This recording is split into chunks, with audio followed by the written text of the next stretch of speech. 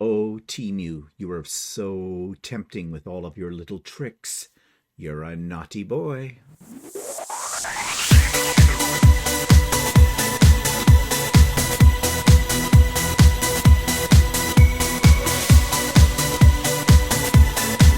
Good morning, everybody. It's Stephen here for Bland Designs and the Idiot Quilter, and welcome to my weekly vlog. This is vlog number 382, and it's October the 28th, 2024, and only a couple of days away from Spooky Night, from Halloween. I don't know about you, but I'm not a big fan of Halloween, really. No. As a kid, yes. Why not? What's there not to like? Free candy. Dress up in a costume. And I know a lot of people get right into Halloween, and I have to say I have had my uh, house inside decorated combo Halloween Thanksgiving kind of decorations, and I kind of like that, and I have shown that here on the vlog back a few weeks ago. But it's kind of boring. We don't get that many kids in our neighborhood, and if the night is kind of cold and drizzly out, and I think that might be the prediction for Thursday. Yeah, we'll come to that and take a look at that in a moment. But yeah, it's kind of miserable. And we're up and down, up and down, and up and down stairs. So usually what happens is I sit there with music playing, staring out my front door. Luckily, we have storm doors with glass in them, so I can open up my main doors and see out there as people are coming up and not freeze my tailbone off. And sit there with a glass of wine and go, "Hi, kiddies, here's some candy." Yeah. But whatever. Oh, and I love the ones that come around with the infants, the 6-month old, the 3-month old, bundled up to look like a bunny, which is supposed to be really cute. I don't know. I see a lot of bunnies in my backyard all the time. Well, I could say we shoot bunnies, but we don't. But you know what I mean. And who's eating that candy? I mean, first of all, if you're giving a 3-month-old candy, you're a bad parent. The other thing is, I don't know you. I don't know your baby. And I don't care to know either. So, yeah, move on, move on. Let the older kids have the candy. You don't need it. Go home, have another bottle of wine, and maybe you'll have a second kid, and you can bring that out next year. Anyways, I digress, as I often do. So what have I been working on? Well, let's take a look, shall we? Here we go. You've seen this before, but it's now completely quilted, all bound, and ready to donate to the Quilts of Valor. More about that in a second, because there could be a problem with that. This one quilted pretty good. Lucy was very cooperative when I put it on her. And there was one little oopsie, and that wasn't Lucy's fault. That was completely my fault. But you can't see it. In fact, it's not there. Even I can't find it. So that's okay. So why do I say that it might be going to Quilts of Valor? My original intention was to take this to Quilts of Valor, donate it. Problem is, after I got it done, I realized I didn't quite make it big enough according to their requirements. Their requirements are it should be 55 by 72 minimum. Mine's about 49 by 62. So yeah, I'm going to take it with me when in a couple of weeks' time I go to the event that they are having, my local chapter of the Quilts of Valor. They've invited me to come for a sew day and to see a quilt I donated over a year ago being presented to a vet, which will be exciting. And looking forward to that. I'm also looking forward to meeting with the other ladies that meet on a regular basis to do Quilts of Valor.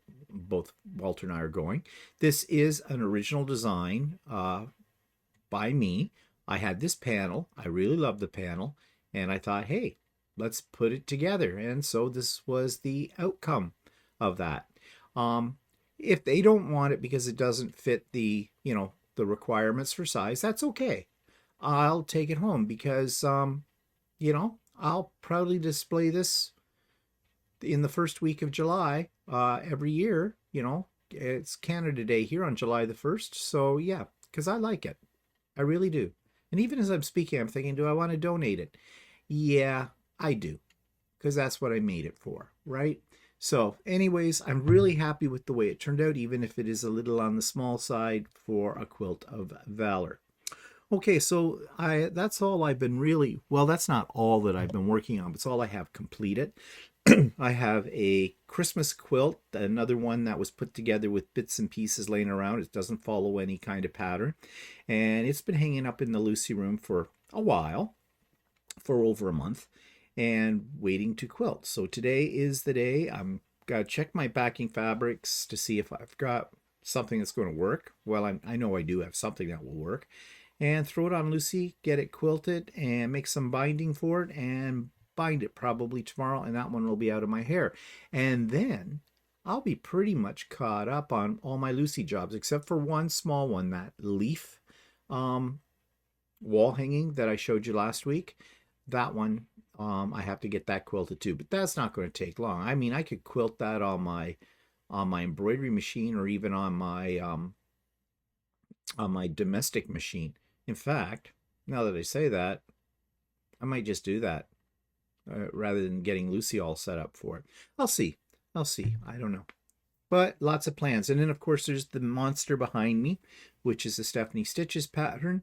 And I'm working on it in bits and pieces. I'm also working on an In the Hoop project, a bag, a tote bag that is going to be a gift to go with that wine bag I showed you last week that I made. It's the same pattern except much bigger. That's going to, as a Christmas gift to my hairdresser. And I have decided I'm going to make another centerpiece for my dining room table, kind of on the same idea as I did with my Halloween centerpiece, with 3D printed pieces. So I've been doing some of that as well, and I hope to be able to show you those soon. I'm not going to show you anything today. Plus, I'm working on another little experimental project, something called Grid Infinity on the 3D printer. And again, that is something I'll probably talk more about next week. Okay, moving along here. Current projects I've talked about. YouTube channel of the week. I don't know if you've heard of this guy. I never had, but apparently he's very, very famous, and especially around Christmas time. He is an artist who does ceramic figures that people think are really cute, and he does a whole line in Christmas ones as well. He's international. I had never heard of this guy before, but I'm really not into ceramic gotchis, gotchis, chuckies, whatever you call it. You know what I mean, dust collectors. So probably that's why I haven't. But I did find a video about him when I was doing some more research about him. I don't know why I was doing research on him. I forget. I must have seen him mentioned in another video I happened to be watching. So I thought I'd explore it further. And he is kind of an interesting character. So I found a video called The Art and Magic of Jim Shore, and it tells you all about him. And here's a little snippet in my review of that particular video clip. This week's YouTube of the week is one that'll maybe start getting you into the Christmas spirit, although we haven't had Halloween quite yet. But this is some artist that I have never heard of before, but apparently is extremely popular, not just in the United States where he originates from, but from around the world. And his name is Jim Shore, and this particular video is an interview with him and talks about his whole business and how he got started making little ceramic figures. Now, ceramic figures are not my cup of tea. I'm not really into them, but I know many, many people are, and his, I guess, are considered very cute and very collectible. So maybe you own some of his art in your own home. But if you do, or if you haven't, but you've never heard of Jim Shore and want to explore this guy a little further, then I highly recommend the Art and Magic of Jim Shore YouTube video to find out everything you need to know about little tchotchkes, I guess, for Christmas. So you'll find the link for that video clip in the show notes below, and you're going to find all kinds of other goodies in the show notes as well. So don't skip over them. Be sure to take a look at them. And if you're having trouble finding them, just go to underneath the video where it says description, and you'll start to see a little bit of a blurb come up there, but it's not the whole thing. Then you'll see 3 dots, and you'll see the word more. Click on more. It'll expand the window, and you'll see all my links for the things I talk about in this video and for all the videos I've made in the past week. And other important things, like a link for Sewing with Stephanie and Stephen, which is on Wednesdays every week, 9 a.m. Eastern Time. Come and go as you please, and we run from about 9 a.m. to 4 p.m., but you don't have to be there for the whole time. Everybody is welcome. Now, this particular week, it'll only be Sewing with Stephen because Stephanie is off to Houston to the Quilt Festival. Lucky girl. And I'm sure when she gets back from that, she'll have lots of videos or lots of things to show us on her channel as well. Looking forward to that. And I hope Stephanie has a really great time. I'm sure she will. Would love to go. It's the flight cost from Canada to Houston. It's astronomical. Yeah, it's almost cheaper to fly to England. Yeah, that's the way the prices roll here in Canada with Air Canada. Now, you're going to find another really important link. And by the time you've seen this, those of you that are on my mailing list have probably already got the announcement. I am having another Idiot Quilter pop-up sew day this coming Saturday, which is Saturday, November the 2nd, 2024. I open up the virtual doors at 8 a.m. Eastern Time, and we run until about 4:30 p.m., roughly 4:30 to 5. I like to get on to watch Stephanie when hers comes out at 5 o'clock on Saturday afternoons. So if you're interested, just pop in. Stay as long as you wish. Work on whatever you want. You do not, if you're new to my pop-up sew days, you do not have to pre-register for this like the retreat. It's not like the retreat. It's just a all-day sew day for anybody who wishes to be here. And you don't have to be a sewist. You can be somebody who's a crafter. You can be a knitter, a crocheter. All are welcome. All are welcome. As long as the requirement is to have a good time, come and enjoy a safe space. We do not get into political conversations, religious conversations. We may talk about the weather, but 2 out of the 3 we don't talk about. We just enjoy each other's company, share our creations with each other if we wish to, ask for advice, enable people to buy things because they bought something and they really love it. Yeah, usually costs me money that way. It's just a really lot of fun to get together with friends and create. So that link is in the show notes below. And as I said, it's this coming Saturday, November the 2nd, starting at 8 a.m. Come whenever. Okay, you will also find, and I'm going to remind you about this because I'm debating whether I should take these links down. You know that I have designed 2 patterns. They are free. One's called When Stars Collide, and the other one is Windmills and Stars. See, there's a theme. And those are available for you. There's a link. So if you're interested in those, just click on the link and download them. It's simple as that. I've had these listed for quite a while now here, and I'm just wondering if people have now, those that wanted them have gotten them, and those that didn't want them are ignoring it, whatever, whether I should take those down or not. But then again, I'm offering them all the time for free. It's not taking up any space. It's on my Google Drive, lots of room there. So yeah, they're there for yours plunder if you wish. There are links for all my friends' channels. Now, I want to say something about my friends' channels. It's Stephanie of Stephanie Stitches, Russ of Quilt Meets World, Sean of The Guy Who Sews, and Adam Sews. Okay? If you've probably know, if you've been on here for any length of time, you know about these people and you've been to their spots. But what you may not realize is if you have not subscribed to them, you should. It really helps all of us creators out. And right now, we need help. We really do. YouTube has been messing around a lot with the algorithms.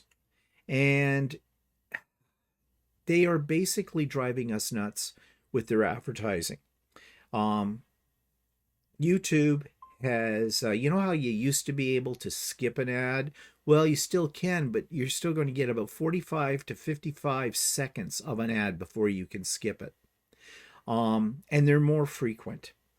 And Google is going the way of, Google owns YouTube, is going the way of Facebook. You know what Facebook's like. You see a message, then you see an ad, then you see a message, then you see an ad, etc. And it's just like Facebook is not a social venue anymore. It's an advertising venue. And that's what YouTube's becoming, I'm sorry to say.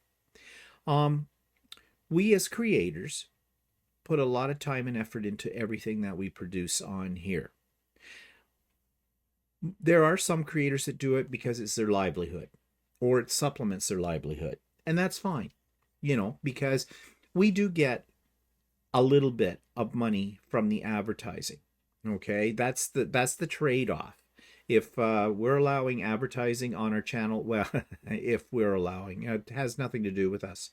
It used to be you could have a choice. You don't have a choice anymore. You're going to get advertising one way or the other, so you might as well take advantage of the fact that we can monetize it. But it's pennies that we get. I'll give you an example, be upfront. I make on average, after they take 30% of whatever I make every month away from me for American income tax, and I'm a Canadian, don't know how that works, but it does.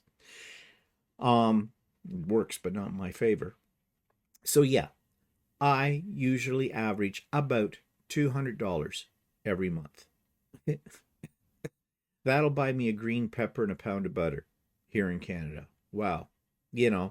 But I don't do this to supplement my income. That's just a little bonus, I guess. I do it because it's my hobby. I like to share. You know that my background was that of a teacher. And yeah, teaching's in my blood. And so if I can share information that is helpful to people, I do. And this is my venue for doing such a thing. I enjoy making the videos. It is a lot of work. I put out 4 videos a week. This one, The Idiot Quilter, So Chatty with Walter, and Stephen and Walter Live. It doesn't just happen. There is planning that goes behind it. And this is the same for all creators. There's a lot of planning, a lot of thought, a lot of scheduling. It is part of our lives. So we have to, life happens. So we have to plan around what happens in our life too, to get these up on a regular basis. Equipment costs us money to do this. So that is why some creators, they supplement their costs for putting up a video with the advertising revenue and other sources that you can. There's a lot of different sources on YouTube where you can make money. I'm not worried about that.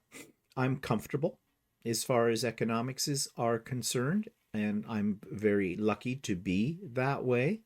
Not everybody's in the same boat, but nevertheless, your support helps us out. And so if you come and you watch a video, and if you come on a regular basis to any of my friends' YouTube channels or anybody's YouTube channel, then subscribe. It costs you nothing to do it. It takes you 1 second. Bang, hit the subscribe button. That's all there is. Clicking on likes, clicking on a thumbs up, help as well, apparently. You don't usually hear me talk about that on my channel. You'll often hear a lot of creators will say, don't forget to like and subscribe. That's the war cry on here. And that's fine. I just never think about it. I'm not that concerned about it. So I don't push it. Every now and then I mention. So if you're liking this video today, like and subscribe to it. But what I'm saying?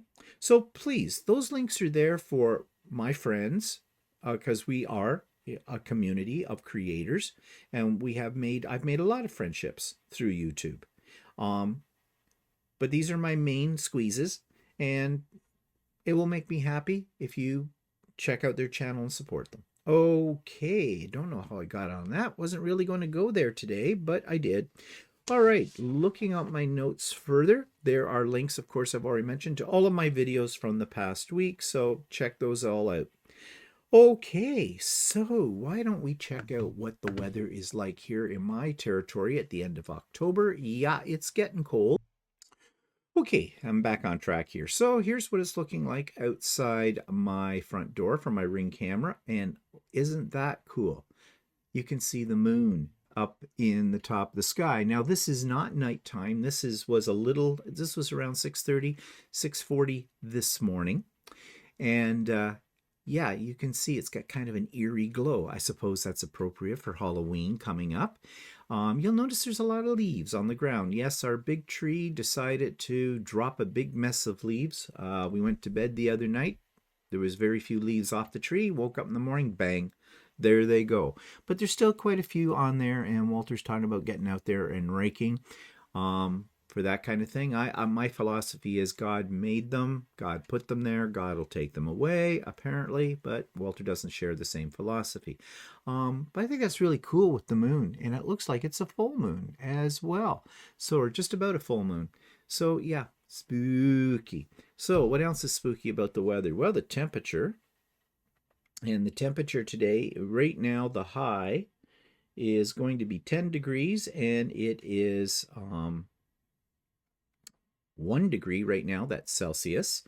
So and they say it feels like it's -3. So -3, it's -6. It's about 24 degrees C is how it feels, or 24 degrees Fahrenheit. So it's below freezing. That'll put frost on your pumpkins, won't it? But it's supposed to go to a high today of what? How come this thing's not telling me the high? Looks like the high is 10. Yeah, on here. It's not telling. Weird. Okay, anyways, supposed to be cloudy today. Tomorrow, 65% chance of showers. Wednesday, cloudy.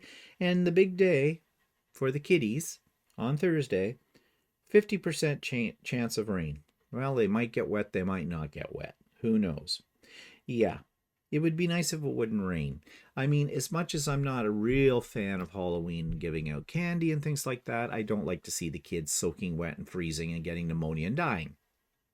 Yeah. Save that for the poison candy. No, just kidding.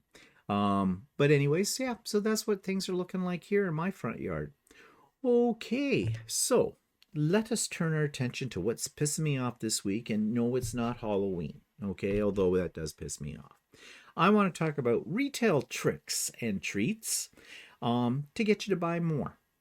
Okay, so the other day I was on Temu, as I do sometimes. Now, I'm buying more and more things from Temu, and I'll tell you why. The quality is good. Yeah, the prices are really good. It takes you a little while to get it. It usually takes it used to be about 2 weeks for delivery. They've reduced that a little bit. Now it's coming down to about 10 days, maybe slightly less. That's pretty good.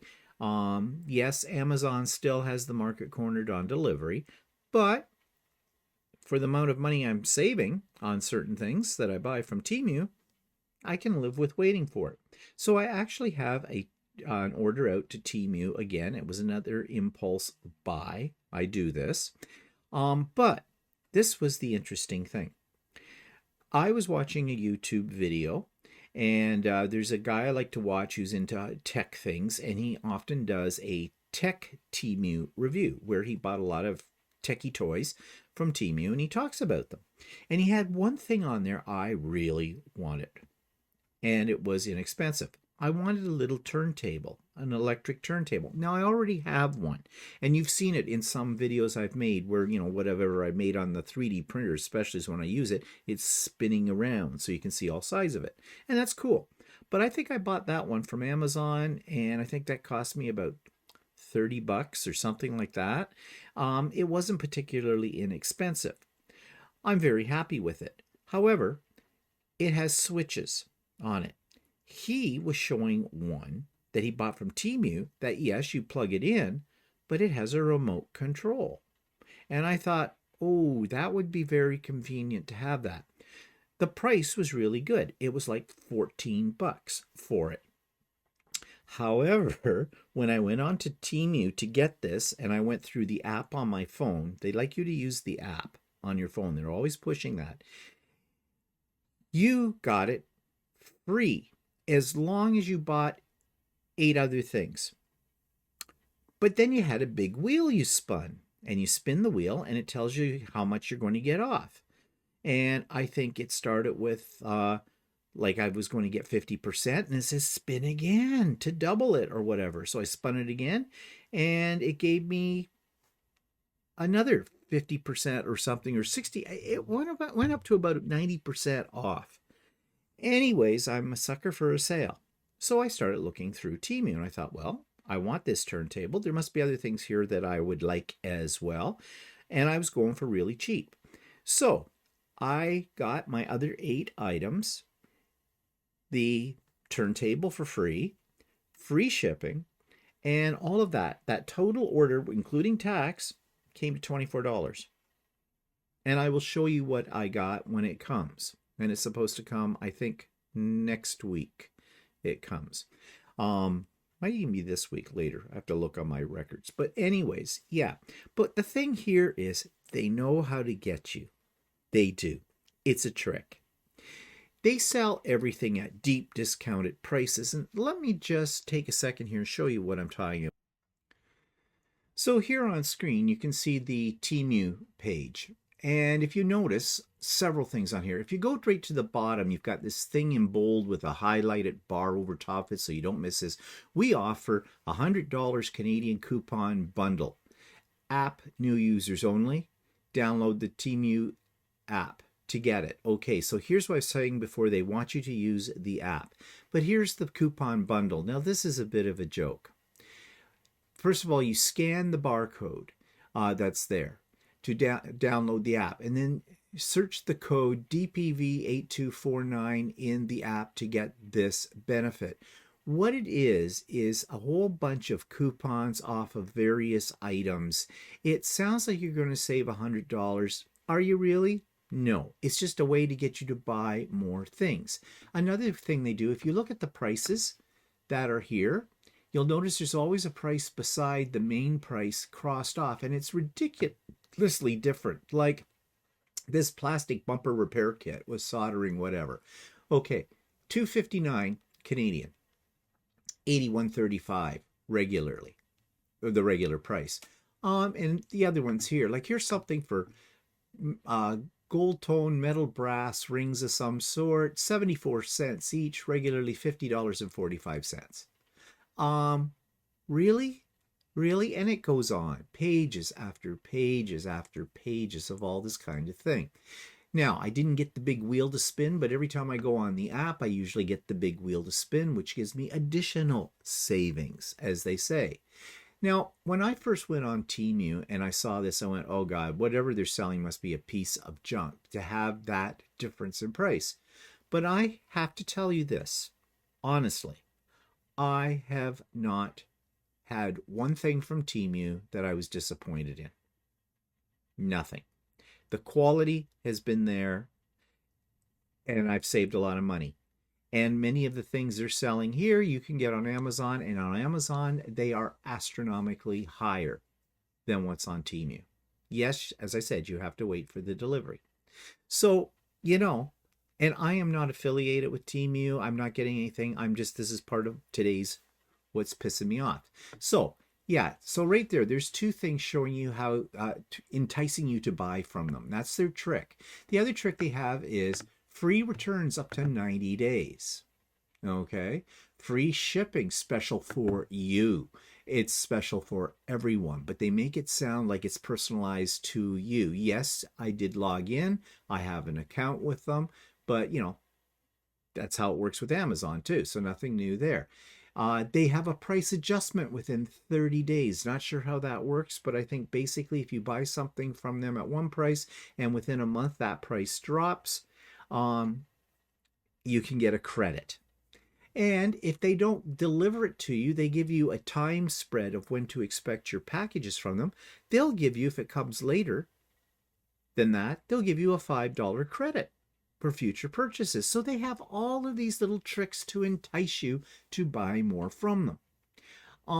I say use it to your advantage. If there's something on here that you want, then see what you can do with the discounts they're offering and the little tricks they're offering to make it work in your favor. But this is something that all retailers do, don't they? I mean, in regular brick and mortar stores, they're having a sale all the time. There are sales now they're having called pre-Black Friday sales. Amazon just had a Black Friday sale on its site too. Again, to get you excited. And now, of course, with Halloween, with the Christmas season coming up, bang, They're offering you all kinds of deals. They also offer you if you use your credit cards now. Most credit cards have a reward program on them. You collect points. I'm using it to my advantage. I use my credit card to pay for everything. And at the end of every week, I pay the whole thing off. I never carry a balance over. They want you to carry a balance over on the credit card. They're hoping you do because they make more money from you if they do. They hate me because they don't make any money off me, but I get points. And that's working to my advantage. That's why I use the credit card, because I want the points. And I have gotten a lot of points, and I've gotten a lot of decent free things. Usually, I buy gift cards for my favorite restaurants from them because it's expensive to eat out. So I'm making it work for me. So, but it's the tricks. And what pisses me off is a lot of times there is underlining requirements to take advantage of the trick. For example, that free returns up to 90 days I just showed you, there's a little asterisk beside it. And I'm not sure where that asterisk would lead you. In fact, I have it up here. Let me see if I click on this, what happens. Oh, yeah, let me show you this. I clicked on the little asterisk. It says free returns, okay? Price, okay. The first return of one or multiple returnable items for every order is free. To avoid additional shipping costs and minimize the environmental impact of multiple returns, we suggest that you select the items you wish to return together. The return window for most items is 90 days. All eligible items can be returned within the return window in their original condition for a full refund. They don't say, though, if you have to pay for the shipping for that, and I suspect you do. And then there was this thing about the price adjustment. Items purchased from Temu are eligible for our price adjustment policy. Temu will provide the price difference in the currency that the order was paid in if the list price of the item purchased was reduced within 30 days of purchase in the same country or region. The shipment of your order will not be affected by applying for a price adjustment before you receive your items. You can request a price adjustment refund by selecting the relevant order in your orders and clicking on the price adjustment button. Items that are promotional or no longer available may not be eligible for our price adjustment policy. Fees, including but not limited to shipping fees, will be excluded for any price adjustment calculation. Temu reserves the right to the final interpretation of our price adjustment policy, the right to modify the terms of this policy at any time, and the right to deny any price adjustment at our sole discretion. Okay, basically they're in control. You're just not going to get it automatically, and there's some hoops you have to jump through. And you also have to really read this carefully, and I'm not going to take the time to do that, to figure that all out. So yeah, there's always a hook. Okay, there's always a little trick in the background for this. But back to my rant here and what I'm pissed off about. It doesn't sound like I'm really pissed off with Temu, and I'm really not pissed off with Temu. Okay, as I've said, I like ordering from Temu. I do. Kill me. Okay, but it's the other ones as well. We have to beware of these tricks that retailers have. And yes, I know you're saying to yourself, oh, come on, it's been going on for the last 100 years. Everybody knows this. Do they? Do they? I want you to think about this. You see a sale at your favorite store or online, even though it's something you don't really need, isn't there something that goes ping inside of you and you go, ooh, ooh. And FOMO happens, fear of missing out. Okay, because there's that little nudge in us. And you know, that's how they get you in the door. Whether it's a virtual door or a real door, they get you in, and you probably just don't buy that one item. You probably are looking around, especially on online stores. You're probably looking around seeing, ooh, what else can I get? Quilting stores do this all the time online. Free shipping. Free shipping is a big one for people. I hear the words free shipping, and, you know, at $150 or something like that, I might have $90 in my basket, but I want that free shipping. So I will find something more to buy just to get the free shipping, right? Suck me right in every time. Yep, I know these tricks, and I still work with them. So I guess you have to either rationalize this in your mind and go, ooh, I'm getting a deal. And we all do that, don't we? We rationalize anytime we spend money on things that, we didn't really intend to buy, or make it work for us in our favor. And at times, I don't know if there's any difference between making it work for us and rationalization. It may just be our rationalization for it. So beware, Christmas is coming up. Sales are on. Tricks are on. Buy one, get 2,000 free. Yeah, that doesn't happen. I think Walter always tells me the story of a friend of his who loved sunglasses or something, expensive sunglasses, and was real excited because she got a real deal, because she got 50% off if she bought 2 pairs. And Walter says, well, no, you got 25% off each pair. And she didn't get that. Okay? But that's how they do it. They are constantly manipulating us to buy more. So, guess it goes to the old caveat, buyer beware. Okay, so let's move on here to, speaking of buying things, new products. Well, I bought a whole mess of filament for my 3D printer. I'm not going to show it to you, but I bought boxes upon boxes upon boxes. And I need to buy more, because I was going through my cupboard and I had a lot of heels, like bits and pieces that weren't enough to make anything really out of. So what I'm doing is I'm printing things that I can make multicolored just as they are, and that's how I'm using up the extra filament. And it's pretty. And I've replaced that filament with the filaments I really want. So that's one thing. And the other thing that I bought is, as I mentioned, I bought a whole bunch of stuff from Temu. Actually, this stuff that I will show you, but I'm not going to show it to you today on this channel. I'm going to show it to you on the Idiot Quilter, because it is all quilting and sewing related products that are going to become Christmas gifts. So that I am going to show you tomorrow on the Idiot Quilter. But I do have a second order out to Temu, and I'm about to make a third order on Temu. Yeah, I used to say, yeah, it's a day without sunshine. If Amazon doesn't show up with a delivery, it's a day without sunshine. I think that goes for Temu now as well. So yeah, I'm obsessed. Okay, so nothing there really to show you until tomorrow. Okay, so let's talk about the grow lights, shall we? And here we go. Okay, the grow lights. Yes, it's more dirt, but there is stuff in there. I think Walter said he planted some lettuce. It hasn't really popped up yet, but it's only been a couple of days. I imagine by this time next week, we'll have something more to show you. But I wanted to show you the little yellow things. Those are sticky, and they catch the little gnats that come in the earth. And so you can see on the one on the left there, it's caught a few. These things drive me nuts.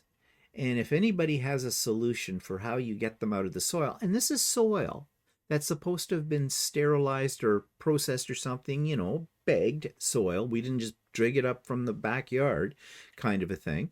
But this is where the little buggies come from. And they absolutely drive me nuts. So that's why we have these sticky things. Bought them on Amazon some time ago. They do work, but you can see already how many have stuck to that. And that's just there's no plants coming up for them yet. They come out of the soil. It's maddening. It is. It's really maddening. So anyways, there might be something little green things might be popping up next week this time, hopefully. And slowly but surely, we're getting our grow lights up and operational again for the winter. Okay. So that takes me to, can I print this 3D effing thing? Well, I told you I'm using up a lot of my older filaments and the colors, and they work really well when you're printing something like a flower pot or a vase. So because, they look great. But I found this one design for what's called the Vora Vase, and it's really cool. So I've done a little video about the Vora Vase. So on this segment of Can I Print That Effing Thing, I found this free model on 3D Cults. Lately, I've been going to 3D cults a lot, although many of their models are ones you have to pay for. They do have a lot of really great free ones. And the advantage of this over Thingiverse, I find, is that these are a little better quality kind of models. You have more success with them when you print them. At least that's what I have found. Now, this one looks interesting. This is a vase and or vase, whichever way you want to say it, and it looks really cool. And they have several pictures here. I'll just show you of what it looks like. And yeah, it's got a really unique style. Now, it says it doesn't need any supports, which I'm always for models that don't have supports because supports are a pain in the butt to have to pull off when you're done. And this one looks like it could be a bit of a challenge. So I have downloaded it. I'm slicing it as we speak right now in my slicer. And it tells me that it's going to take 1 day, 20 hours, and 1 minute to print this little sucker. So we'll see what happens, and I will show you the end result when we get there. So I have that downloaded file, the Vora Vase, I think is how you say it, on the printer. It's been printing now for a little while. Actually, the printer says it's been going for 2 hours and 43 minutes with 41 hours to go. Well, not really. It did say it would take over a day to print, but I find that these calculations these printers make are always way out, so you can't really use those as a guide. But it is working along very nicely right now, and I am using the what do you call it? The gyro infill. I've been using that a lot lately as opposed to the cubic, which is the default, because I find that the printer head, the nozzle tends to drag over the cubic infill, and here it doesn't. And it is just as strong, I think, as the cubic. So we're right at about, let's say, 14% right now. So many miles to go yet.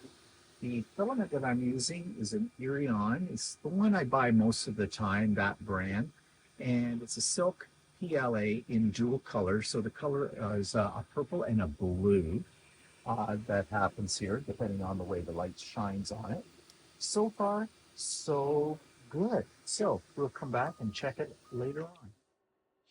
And so, yes, we were successful in printing this Vora Vase, Vora Vase, difficult vase, but look at the detail on this. And this was done without any supports or anything else. It's just as it was. Now, it did say in the slicer it was going to take a day and something to do.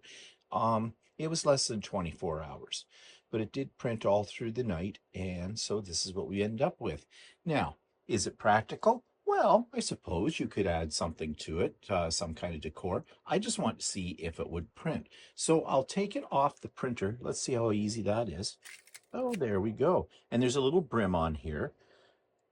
And I'll just peel that off. That peels off in one little piece. And I'll put it on my rotating turntable so you can get a better look at it. So here it is on my little turntable going around so you can see it from all sides. And I think it's pretty good. A little close up here on the smoothness of the print. That is pretty smooth. Now, one thing that I've noticed is this definitely was not built to hold anything that's wet like water because you have lots of these holes. So I guess basically it would be to set in, say, some silk flowers. You could put in real flowers, but you couldn't put in water unless you had a smaller little vessel that maybe you could get down in that hole, but that's pretty narrow. So it's more or less an artistic piece just for looking at, and I think it turned out really cool. Now I'm debating whether I should print another one, but in another color of filament as well. Then I'd have a pair. Could you use it as a candle holder because it's a small gap? I wouldn't, because I think well, you'd have a problem. Wax dripping down inside of that, Yeah, not a good thing. But maybe if you had a small enough electronic tea light or something that you could get in there, that might be cool. It would glow a little bit. So, anyways, I want to see if I could print that effing thing, and I could. So, just as an extension to that, that same type of cubey design is in little trees, Christmas decorations. And I mentioned earlier that I'm working on a centerpiece for a Christmas centerpiece for my dining room table. And so I printed out some of those trees and I'm experimenting with them in different sizes. And I have a plan in the back of my head of how I'm going to use these. And I will talk more about those probably next week to show you. So stay tuned. Okay, so blasts from the past, old video clips back in my paper crafting days. I got into art journaling. And art journaling is something where you do like really mixed media kind of backgrounds on pages and put things together. And I was all about that. I have several journals filled with my creations, and I used to teach classes in art journaling as well. So this is my first attempt at doing an art journal and putting it up for the world to see on my YouTube channel. Hi everyone, it's Steven, and I thought I'd share something a little different that I've been experimenting with. As you know, I am a scrapbooker. I've started doing traditional scrapbooks many years ago, went into digital, and then I've gotten into creating mini albums, and I've expanded out. I'm trying to explore a lot of different artistic treatments. Now, the first thing I want to say right off the bat is I am not an artist, but I do dabble in what's called mixed media for creating things. Some people consider themselves mixed media artists. I'm just, let's say, I'm a mixed media goofer or whatever, because I don't really consider myself an artist. I can't draw a straight line without a ruler. But I'm really fascinated by art, and I'm fascinated by all the different techniques. And I'm trying to get over the mental block that I am not an artist. I'll tell you a little story. Since I am a retired teacher, this one really hits home. When I was in grade 8, I loved art. I took art classes, you know, through school when we were in elementary school, and it came time for art. I loved it. I wasn't very good at it, but I loved the whole process of creating something. Teachers are supposed to encourage young people, no matter what. That's the idea behind being a good teacher, I think, is encouraging young people. So I had this grade 8 art teacher, and I did my best. And I remember we were doing perspective drawing, you know, the kind of thing where you find the vanishing point and you draw big buildings, kind of a thing, going off to that vanishing point. And actually, I thought I could do that because that really involved drawing straight lines with a ruler. It was almost mathematical. So I was really proud of what I was creating this one particular day in class. Well, the art teacher came up, and his name happened to be, and he's probably dead by now, and I'm going to name him. His name was Cross. And actually, he pretty much represented his last name because this man never smiled in class. You know, I thought art was supposed to bring joy to your soul. Well, for him, I don't think it did. I don't really think he liked his job at all, quite frankly. Anyways, he comes over, and the person sitting to my left side, he's looking at their drawing, and he's going, yes, very nice, love it, looks really great, well done. Looked at the person on the right side of me and said the same thing, well done, very lovely. I'm sitting there waiting because I'm in the middle, and I know what I've created. At least I feel that it's really, really good. And so he looks at this, and he doesn't make a sound. And then he looks at me, and one word came out of his mouth, yuck. You know how devastating that was to a 13-year-old boy who thought that what he created was good and was looking forward to some praise from his art teacher? Well, I was devastated. He then proceeded to say to me, when you get into high school next year, this was grade 8, when you get into high school next year, promise me you won't sign up for an art class because you'll never pass it. Oh, well, needless to say, there went my self-esteem right out the window. Got into grade 9, and guess what? I took it to heart. I didn't take any art classes in grade 9. I never took one art class all the way through high school, although I really wanted to. But because of that, what that one person said to me, that one teacher who told me that my work was yuck and that I shouldn't take art in high school, that kept me years from ever doing anything artistic at all because I just felt I couldn't do it. Today, I'm over that. However, I am not an artist, and I admire people who are artists. My grandmothers, both of them, were artists, dabbled in paint. But I guess I never really inherited that gene, not in the way that one would think of traditional painting, I suppose. So, once I found scrapbooking and things like that, that got me into the whole paper arts, crafting, all of that. And, you know, over time, I've begun to look at things from a different perspective. One thing, though, I learned from that experience when I became a teacher myself is never say something that is so negative to a young person. Criticism. Constructive criticism is okay. But that kind of criticism I received that day really can alter an individual's life. So, enough of me philosophizing about my past and the horrors thereof. So this, for lack of a better term, I called it an art journal. The cover, standard kind of cover that I do in all of my books, as you know, laminated it, 2 sheets of paper, sticky stuff in between, blah, blah. But what I want to show you is inside. There aren't any embellishments. I don't know what I'm going to do with this. I may not do anything with it. I thought about maybe journaling in it. I don't know. Need a really dark pen, I think, for it to show up on these backgrounds, as you'll see. But the backgrounds that I've created are all done through a process called jelly art. Now, I'll just move this out of the way for a moment to show you what a jelly art is. This is a jelly art, and you're probably getting a glare on it. These are available at art stores, and what it is a form of what they call mono printing. Basically, you're never going to get the same thing twice, and that's kind of the fun in it, because you're making a creative mess. All it is a little silicone pad. Let me move that out of the way. Oops. Little silicone pad, thus the name jelly, because it kind of feels like jelly. And there's another one of these things on the back of it. They're just protection.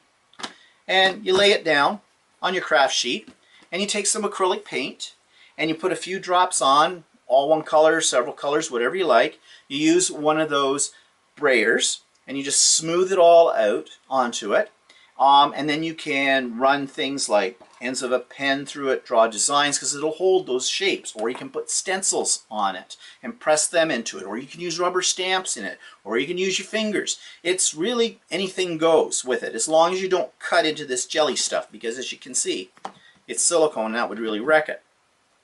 And then you lay down your piece of paper on top of it, smooth it all over with your hand, pull it up, and you get an image. You can do a second generation image. You put down a different piece of paper without adding any more paint, and you'll get more of a ghost kind of thing. You can put a piece of paper here and then a piece of paper here. You can pick up color and just play around with it. You can add more layers of colors and more designs, and you'll print over top of that. It's addictive, I can tell you this. They come in several sizes. This is the 6x6 size. There's an 8.5 by 11 size, and they've just come out with a 12 by 12. They're not particularly cheap. I think the smallest size, which is great for cards and things like that, runs around $15, $16 or something like that. The next size up is around $25, and then the 12 by 12 I saw the other day is about $60 for it. But they are a lot of fun. They're very easy to clean. There isn't much to them for upkeep. When you have it all cleaned up, you just put your little pads back on it. Okay, I peeled one off and I can't find, there it is. I'm probably out of camera shot now, but you just put those on and it goes back into the clamshell, and that's it. A whole lot of fun. Now, if you go onto YouTube and do a search for jelly art, you're going to find all kinds of videos. People are using these for their art journals. I'm assuming everybody knows what an art journal is. Basically, it's doing nice backgrounds and things and collages and whatever grabs you, experimenting with paint. That's what I use it for. And writing things if you wish, that kind of deal. So I did a whole bunch of these. I said they were addictive. And then I thought, what am I going to do with them afterwards? So I decided to bind them into this book. So very quickly, I'll just go through. You'll not see two the same. You get these nice textured features. I really like this one. I used a stencil, flowers. I don't know if it's picking up in the camera. I actually used 2 stencils. One that's a burst, that's what these things are, and then I put the flower one onto it. you just experiment with color. This is just circles. This is circles made from a little plastic cup, so you can use that kind of thing. Some of them turn out better than others. This is the process. You'll never know exactly what you're going to get, but I think they give it's a really nice technique if you want to create let me speak correctly, to use background papers for your scrapbooking, things like that, especially if you got the 12 by 12 one. You can make a lot of really neat papers with that. Great for card making. Something a little different, unique, and as I said, a whole lot of fun to experiment. You don't use a whole lot of paint. You just use a couple of little dots of acrylic paint. I bought a complete set of liquid, I think it's by Liquitex. I'm just looking here at the box. Yeah, Liquitex Basics, got about 48 colors in it. And I just slam them down. This one's got, I used a rubber stamp that had textures to it to give it sort of this crackle effect. I'm really into stencils. I've been buying a whole lot of stencils lately because you can use them for a lot of things. And I'm getting into another form of art I'm experimenting with, which I'm going to show you in another video, called encaustic wax painting. That's really fascinating too. But anyways, back to this. So you can see the various pages that I have in here. Go much quicker. I mean, don't want to bore you to death here. Little unusual with some swirls. You can do resist techniques as well. You can also use ink, like distress ink or that kind of thing. The only problem with distress ink is it may stain your jelly pad, which won't really affect its performance. It's just going to make it look really mucky unless you clean it up immediately. And one lady on YouTube suggested using mineral oil. I haven't tried that, but she says that does a really good job of cleaning it up. Usually you can just use a baby wipe on them. So anyways, that gives you an idea. I really like this one. That would make a great background for something. So that gives you an idea of what's called jelly art and creating an art journal. And I hope you liked it. So that takes me to events in the past week. Well, we finally got our COVID shot, and it was Pfizer, which is what we wanted. And that was great. It was a different drugstore chain. We usually go to Shoppers because you can't avoid Shoppers because they're like Tim Hortons. They're on every corner here in our country. And they are a pain in the butt for many reasons. But anyways, we went to a competitor, Rexall Drugs, and we got our shot. And that was great. We were in, we were out. We were there before the time we had our appointment for. We waited 5 minutes, went in. It took 20 seconds. She says, "Have you been sick?" "No." "Jab." "Bye. Have a nice day." "Okay." That's over. So now all we have to do is get our flu shot, and we're already booked with that with our doctor, but that doesn't happen until closer to the end part of November. So then we'll be all shot up and ready to go for the winter season. Don't we feel like human pincushions these days? Every shot they want you to get. Shingles, pneumonia, RSV, or is it RSVP? No, it's RSV. And, COVID and the flu shot. And I don't know what else they're going to come up with. You get the feeling that maybe the pharmaceutical companies are pushing a lot of shots that maybe we don't need, but we'll never know, do we? Okay. And then we had some cheap wine from Walmart. Okay. Friday nights, we usually, I do a poo-poo platter. I call it a poo-poo platter. It's whatever's in the fridge I can cut up into little things and stick on a plate and with dips. We have that. And oftentimes that's dinner. Okay. So a little bit of cheese, some crackers, that kind of thing. Occasionally Walter makes his taco dip and that kind of thing. And of course, I usually have a glass or two of wine. I'm trying to limit how much wine I drink, as you know, for, several reasons, all to do with general health, losing weight. There's calories in wine. Anyways, I went into the little wine fridge. Yes, we have a wine fridge. And I grabbed a bottle of white wine out of there. And I looked at it and went, oh, it's called Oak Leaf. Now, having the memory that I don't have, I said to Walter, where do we get this one? He says, don't you remember? We bought that when we went to the Walmart, when we went to Berlin, Ohio in the summer. And I says, oh, that's right, because it was so dirt cheap. Yeah, it was like $3.95. $3.95 for a 750 milliliter bottle of wine. We bought a white, we bought a couple of whites, a couple of reds. We drank the reds and one of the whites when we were down there, and at the time, it was something. I mean, we were staying in a dry town, okay? So, you'll drink anything in that case. And we did. This was anything. So I pulled it out and opened it up. And, well, yeah, I did a little video about that. So it's Friday night, and on Friday nights, I like to enjoy a nice glass of wine. I'd like to enjoy a nice glass of wine, but I looked in our wine fridge and I pulled this bottle out, had a cork. Okay, that was the first sign it's not Canadian. And yeah, it's called Oak Leaf. And I'll show you the bottle right here. It's the Walmart special. Yeah, it's when we went down to Berlin, we picked up a couple of bottles of this in Walmart. I forget how much they were. They were like $3.95 a piece. Yeah, $3.95 a piece. So, we're always on the hunt for the cheapest wine you can possibly buy in a foreign country that won't make you throw up. This isn't it. Yeah, well, the problem was that there wasn't anything else available. No. So, if you're in a Walmart and you see this brand, Oak Leaf, stay away from it. Now, having said that, we did drink a couple of bottles of it when we were in the States, and we brought this one home with us, and I'm drinking it anyways, but, well, I drink wine out of a box. What can I say? So my recommendation is this. Don't buy it. Not worth it. No. Well, $3.95 at Walmart. Are you think you're going to get a vintage? No. Okay. So I think that's about it for this. Just another reminder, Pop-Up Sew Day this coming Saturday, November the 2nd. All are welcome. Links in the show notes for that. And those of you on my mailing list, you've already got the announcement. So that's it. Tune into IQ tomorrow, Idiot Quilter, especially to see my Temu haul. And and don't forget about sewing, Sew Chatty on Friday. Walter and I are continuing our series on my making of a shirt as he teaches me how. And then, of course, we have Stephen and Walter live at 4 p.m. Eastern on Sunday. So lots for your viewing entertainment. Hope you have a great week. We'll see you soon. Bye for now.